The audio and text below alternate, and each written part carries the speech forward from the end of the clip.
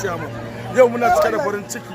Allah ya kawo mu an yi zaɓe lafiya, an tashi lafiya, an mu gida da gwamnatin jihar Kano. Muna godiya daga jagororinmu na jihar Kano ga baki ɗayansu. Ubangiji Allah ya saka alkhairi musamman babba bici da shi da almada. Muna godiya.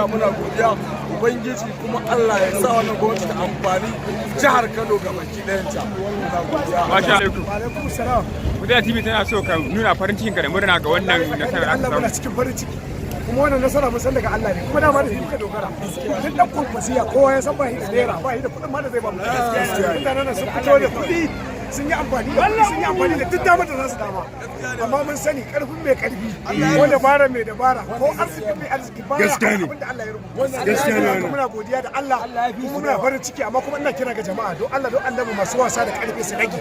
Domin so muke kowa ya ci amfanin gwamnati nan da lafiya. Kowa ya ci amfanin gwamnati nan da lafiya. Gaskiya ne. Celebrate na kafa ya Allah ya saka da alheri muna godiya ga Allah. Masha Allah. Gawa kenan. Cewa shi Allah shi ke komai. Bawa ka isa ba. Tsiya ba ta arziki. Gaskiya ne. Shine addu'a muka yi. Ubangiji ya mana biliyan ɗaya ba za ta yi abin da al'ummar Annabi. Muna yi wa al'ummar Annabi godiya. Muna yi wa Allah godiya. Mun yi godiya da Muhammadu sallallahu alaihi wasallam.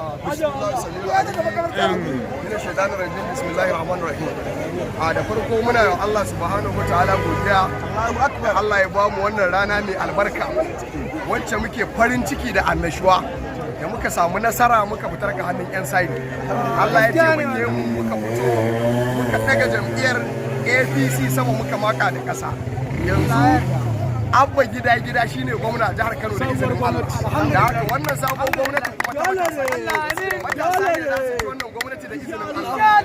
Muna godiya matasa Allah ya saka da alkhairi. Allah ya shi kowa gidansa lafiya. Allah ya sa a yi yawo lafiya a gama lafiya.